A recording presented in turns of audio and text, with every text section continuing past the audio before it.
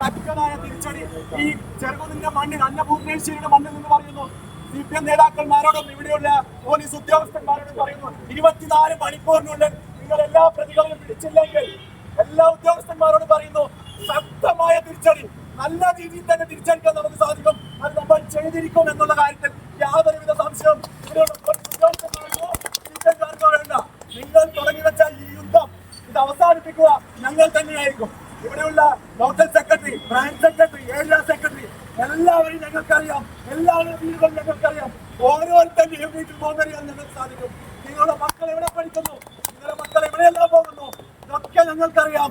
ഞങ്ങളുടെ ഈ ക്ഷമ പരീക്ഷിച്ച് മുന്നോട്ട് പോകാനാണ് നിങ്ങൾ ഉദ്ദേശിക്കുന്നതെങ്കിൽ നിങ്ങളുടെ കണ്ണിൽ നിന്നല്ല, നിങ്ങളുടെ നെഞ്ചത്ത് നിന്ന് കണ്ണീരേൽപ്പിക്കാൻ ഞങ്ങൾക്ക് സാധിക്കും. അത് ഞങ്ങൾ ചെയ്യുക ചെയ്യുമെന്ന് മാത്രം ഈ അവസരത്തിൽ ഇവിടെയുള്ള പോലീസ് ഉദ്യോഗസ്ഥന്മാരോട് ഓർമ്മിപ്പിക്കുകയാണ്.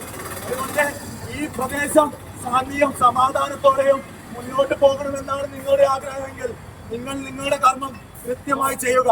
ഇല്ലെങ്കിൽ നിയമം ഞങ്ങൾ കയ്യിലെടുക്കും.